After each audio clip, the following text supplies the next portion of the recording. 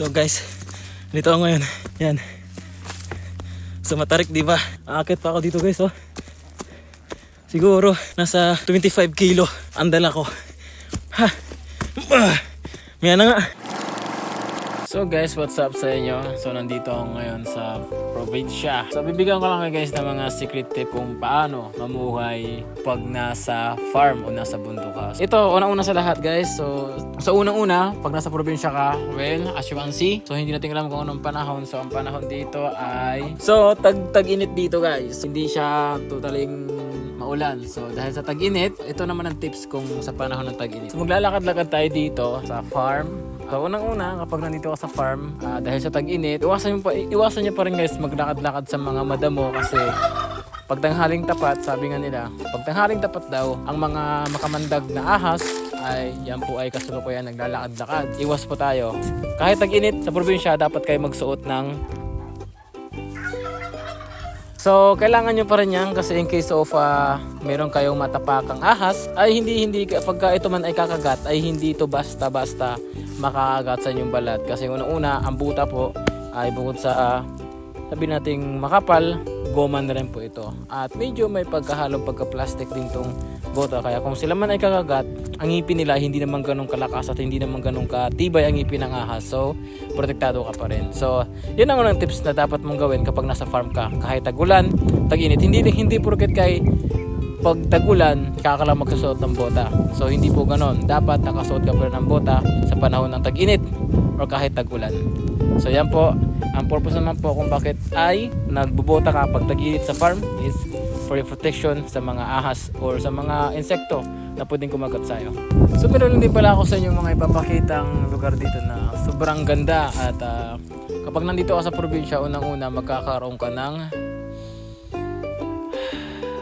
refreshing feelings. Dito ay sariwa, hindi ka makakarinig ng mga sigawan, ng mga tugtugan, ng mga tunog ng jeep, hindi ka makakaamoy ng usok ng sasakyan dito or walang pollution. So dito ay ang masisingot mo ay sariwang hangin sapagkat dito ay napapaligiran ng mga puno. At isa pa sa lahat, dito ay magkakaroon ka ng peace of mind. So tignan nyo lang yung, look around me guys.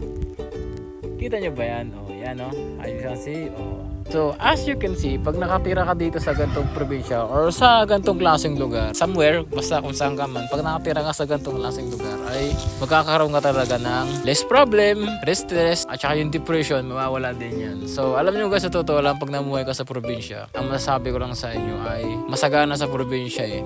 Hindi katulad sa Manila na ang dami mo maririnig na mga pwedeng mangyaring negatives. At hindi ko naman sinasabing kapag nasa Manila ka, puro problema lang ang nandoon. Siyempre, katulad din sa probinsya, kapag nasa probinsya ka, siyempre marami ka lang iisipin, marami ka lang alalahanin, o marami ka lang pwedeng gawin dito. Dito naman kasi, pag nasa probinsya ka, yung kakainin mo ay hindi mo na halos binibili, bubunutin mo na lang, 'di ba? Pipitasin mo na lang. Sa probinsya Manila kasi, pag nasa Manila ka ay bibilihin mo pa. Higit sa lahat, kilo-kilo pa. At higit sa lahat, yung pambili mo doon, pwede dito sa probinsya, malaking bagay na 'yon. So kung pag nasa probinsya ka, ay kung masipag ka magtanim at masipag ka mag-alaga ng mga pananim, mabubuhay ka na.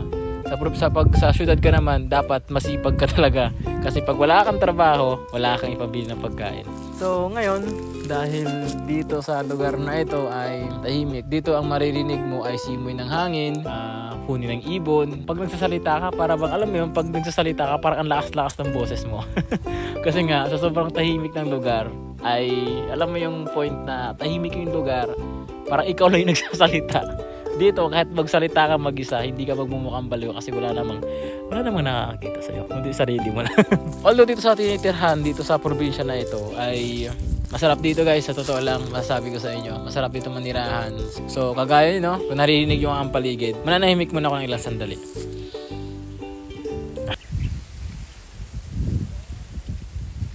So, yan. So, kayo, kung meron kayo mga kilalang may probinsya, why not to try na, alam mo yung na, action naman tayo sa probinsya nyo, baka pwede tayo doon kahit mga 1 month. Basta alam nyo kasi guys, ibang trip kasi pag nasa probinsya kayo. Pag nasa syudad ka, ibang trip pag nasa syudad ka eh. Pag nasa probinsya ka, mas kakaiba ang explorement na mararanasan mo pag nasa probinsya ka. So, bakit hindi mo subukan na manirahan sa probinsya? No, hindi ko sinasabing manirahan. Bakit hindi mo subukan na magkaroon ka man lang ng stay vacation sa probinsya na alam mo yun, mapaparelax ka. So, sa gantong lugar kasi, yan, nasabi ko dito sa gantong lugar guys. So, dito kasi ay wala ka talagang maririnig na sasakyan. Wala ka talagang maririnig na na kung ano may mga kagamitan. Dito maririnig mo lang kagaya na sinabi ko, ng ibon, hangin, kung ano-ano pa. So masarap dito guys manirahan, lalo na kung nakapaligid sa'yo, puro puno lang, puro dahon ang nakapaligid sa'yo. So pag naninirahan ka sa probinsya, magkakaroon ka talaga ng refreshing. Or sabihin natin kung ikaw mapera, mayaman ka, bumili ka ng lupa sa kabundukan, tapos magtayo ka ng bahay doon, magpalagay ka ng pananim, tapos magkaroon ka ng rest house sa bundok na binili mo, tapos maglagay ka ng caretaker na kaya mong bayaran, tapos pag may time ka, mag-stay ka dun sa probinsya na yun. Alam mo, hindi lang tayo out of town ang gagawin, kundi ibang trip na yung magkakaroon ka ng refreshing moment. Kasi naalala ko yung dating panahon na nandun ako sa probinsya ng mga bata ako. Ganitong panahon ay nako, nagtatakbo kami sa gantong lugar. Yan guys, so nagtatakbo kami sa mga ganyan. So takbuhan, taya-tayaan, mga ganun. Habang yung nanay ko ay nagbubunot andamo sa lupa namin, kami naman naglalaro. 'Di ba? So masaya ang ganong adventure sa buhay. So pag gagawa ka ng adventure, gumawa ka ng adventure sa probinsya. Marami kang pwedeng gawin sa probinsya. So dito guys, meron din tayong isang isasama sa vlog. So hindi to siya nagsasalita kasi mahihain to eh. Abalahin na natin ang oras ng kanyang kapahingahan. Kukumustahin natin. So hindi kasi to nagsasalita eh. Brad, kumusta? Papahinga tayo ah. Mahihain siya, mahihain. Natatakot ka sa akin, putig tili.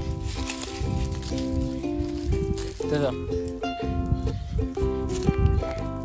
So guys, nahihiya lang po siya. So huwag kayo matakot sa... Alam nyo guys, hindi nyo dapat kailangan katakutan ang kalabaw. Dahil ang kalabaw, hindi naman sila mapanakit.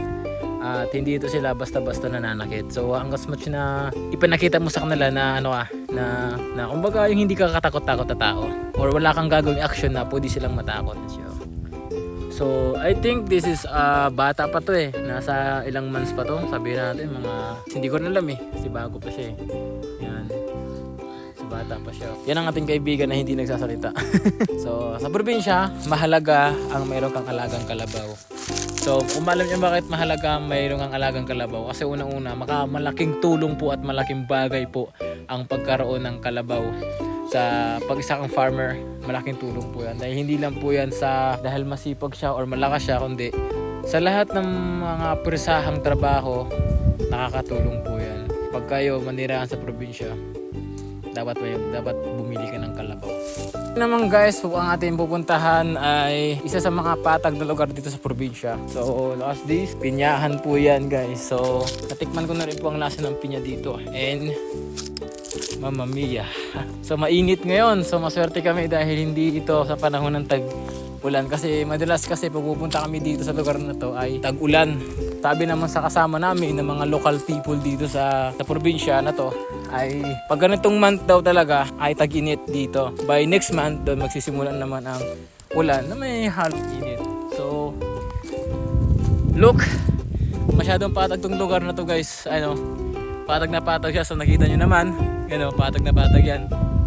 At kailangan talagang patagin ng ganito yan. Isa sa mga tips ng mga taga-probinsya ang patagin ang kanilang lupa para pag sila nagtanim, pwede bang huwag yun ang pagsalita habang nagkakati?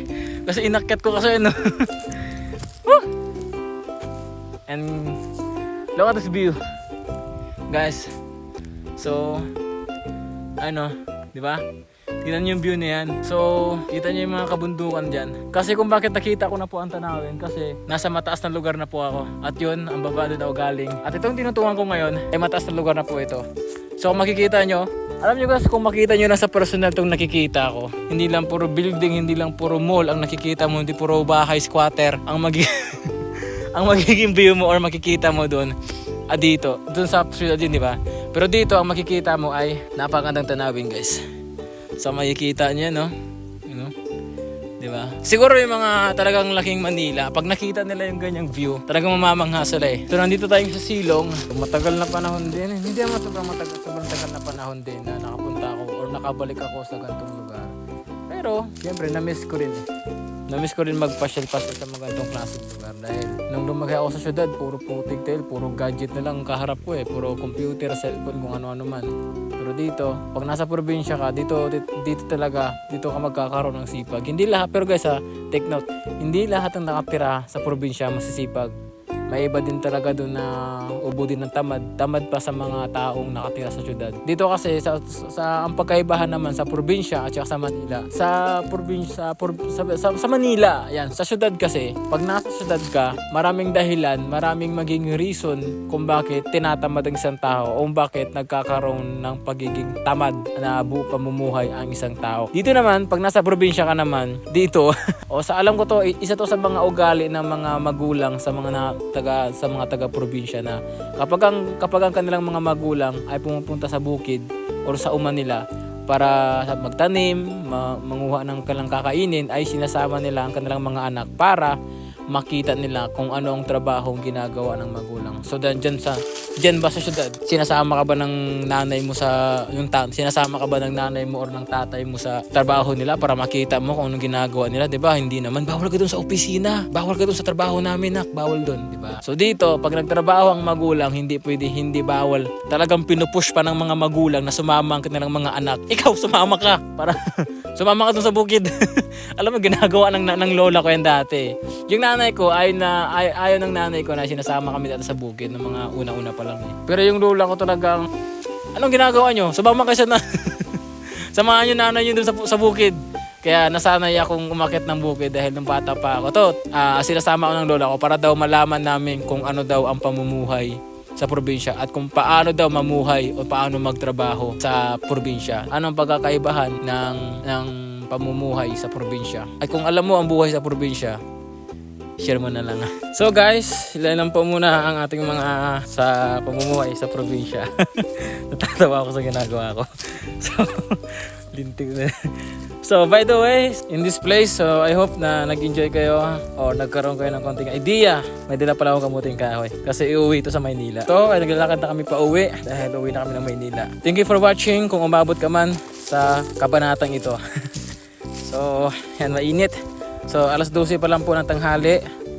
So makakauwi kami ng mas maaga nito sa Maynila. Once again, thank you for watching guys. And hopefully nabigyan ko kayo ng idea, nabigyan ko kayo ng kaunting ngiti at nabigyan ko kayo ng enjoyment sa vlog na ginawa ko. Big shout out, shout down.